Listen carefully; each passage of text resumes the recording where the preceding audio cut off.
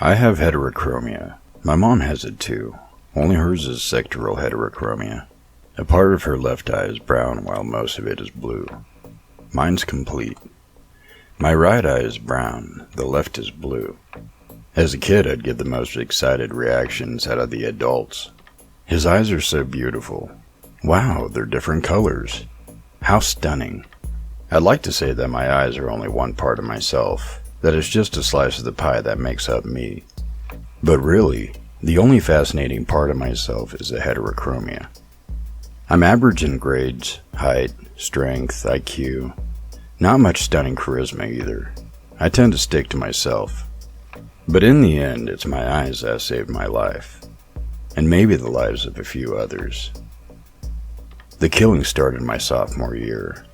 A young couple going out to smooch in their car was found dead, mangled by some wild beast. Their faces had been eaten off, their tongues ripped out, and their eyes completely gone. I didn't know them. They went to a private school.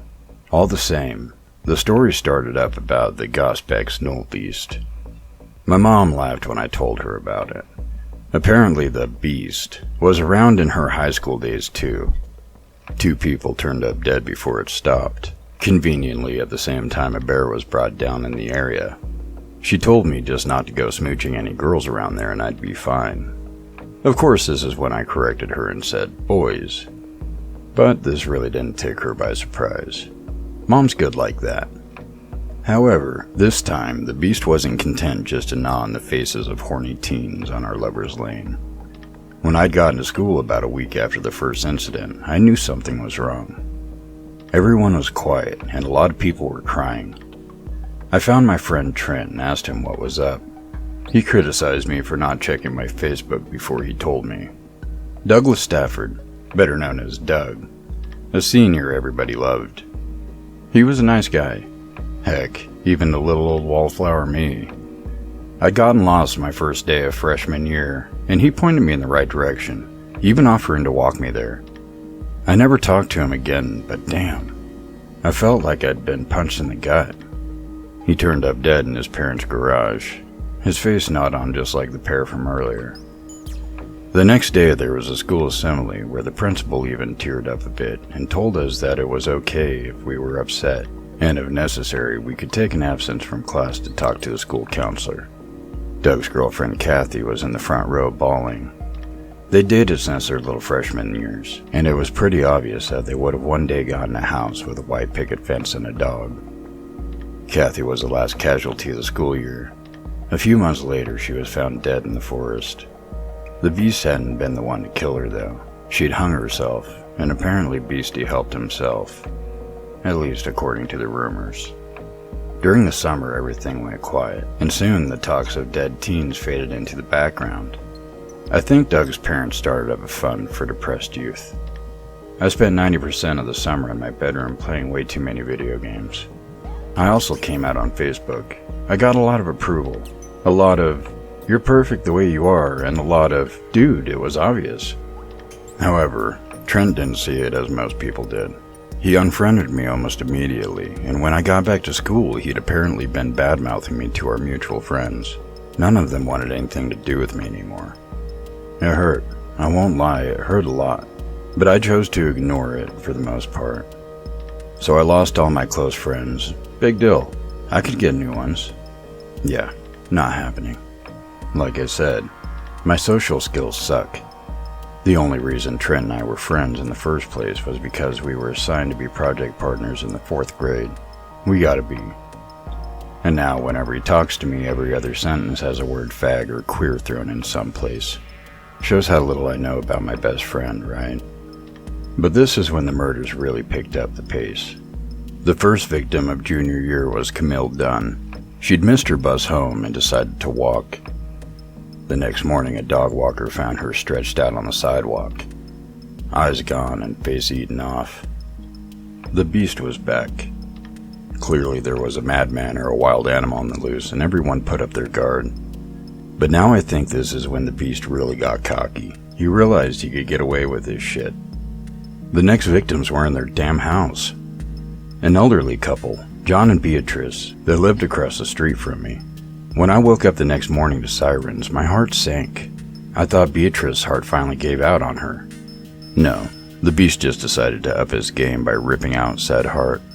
It was the same thing though. Ate the faces and the eyes. It got into the house through the back window, judging by the bloody prints.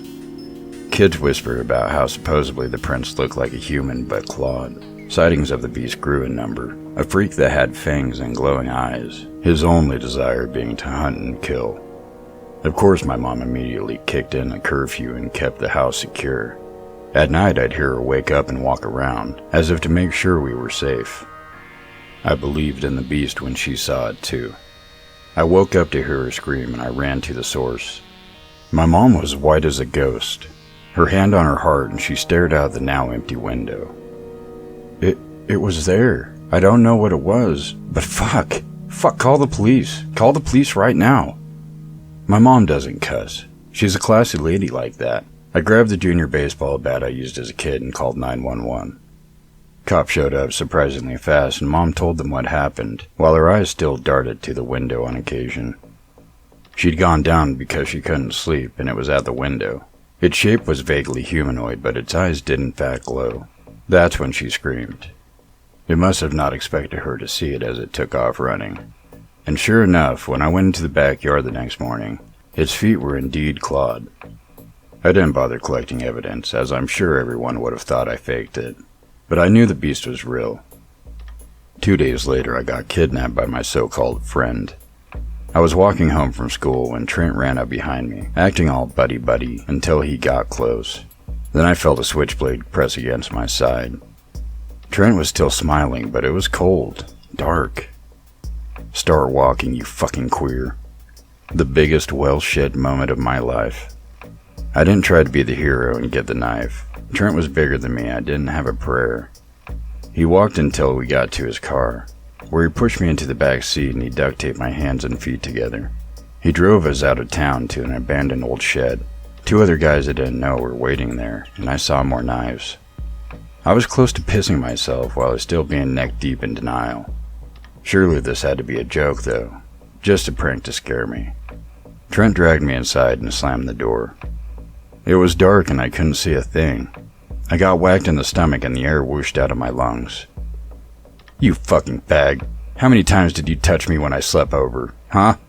I could hear the sneer in Trent's voice. I groaned as I was shoved to my knees.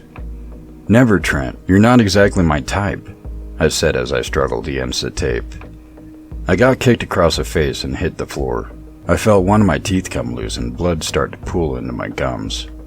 Trent squatted down next to me. I could barely make out his silhouette in the cracks of the shed. Fucking liar. You're a freak, and now you're gonna be another victim of the Gospex Null Beast, old buddy. I felt the blade press right beneath my blue eye. Hope your mommy doesn't miss your creepy-ass eyes, faggot. I wanted to shut my eyes. Hoped that he'd drive the knife right into my brain so I didn't have to feel it. Instead, I felt my eyes still wide open as the blade glinted. I suddenly made out Trent and his 3 goonies. Yeah, 3 goonies. There were only 2 outside the shed. Guess the beast really didn't care for copycats. I heard the scream before the tallest of the figures slammed the other 2 heads together. While standing straight up, he almost reached the ceiling. Trent whipped around and the blade nicked below my eye. What the fuck? Another whack and Trent was on the ground. I heard him choking and I realized I smelled blood. The figure moved onto me and he hoisted me up to his level. I felt claws tear my shirt. I was certain I'd be dead. Then I felt the monster pause. Eyes. I passed out. When I came to, it was now dark outside, and we were no longer in the shed. Now we were in a cabin lit by a lantern, and I saw the beast in his entirety. He looked vaguely human, wearing what looked like a loincloth, had pale skin and black stringy hair that hung down his back. His skin was occasionally broke up by patches of scales, and his fingers looked like a tiny blade stuck out of each. His spine was lined with thin bristles that would rise and fall with each breath. Trent was hung up in the corner by a hook, awake and filled with terror. I could smell more blood. The beast examined Trent's face thoughtfully before his middle finger carved through his cheek. I shut my eyes tight when I heard Trent scream. The beast made almost no sound at all, other than a soft hum as he worked on carving off Trent's face. When I took a peek, I saw the gleaming white of Trent's cheekbones. My eyes shut again. Finally, when the screams went quiet, I heard footsteps approach, felt his huge presence kneel over me. His hair smelled like pond weeds. Open your eyes. I did, although I'm not sure why. His face was kind of human, had a strong nose and gaunt features, but it was his eyes that caught me. They glowed all right, but the left one was yellow and the right eye was violet. The beast inhaled sharply before his hand reached up to my face. I flinched and tilted my head away, but he only hushed me and he lightly caressed my cheek. His claws didn't even break skin. Eyes. They don't match. I swallowed. Neither do yours, I pointed out. The beast grinned, his crooked teeth flecked with blood. No, they don't, he said, almost as if he was trying not to laugh. I don't know what possessed me to do this, but I reached up to touch his face too. His skin was oily. It almost reminded me of a fish. They, look good though, I offered. Play nice with the monster. Maybe you can go home.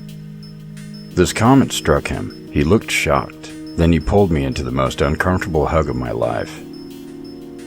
Only one. Thought I was the only one. He sobbed. I felt greasy tears hit the top of my head. Really not sure how to handle this, I patted his back, careful to avoid the spines. God knew they were probably poisonous. Thankfully, the beast seemed to appreciate this. I'm really not sure how I fell asleep with the giant stinky monster practically spooning me, but when I woke up, the police were there. According to them, someone called 911 from my phone and told them where to find me. Trent's body was found strung up in the other room with the other two guys. They'd been almost entirely butchered. It was a miracle I was alive, according to the police. I attended Trent's funeral. I don't know why, but I did.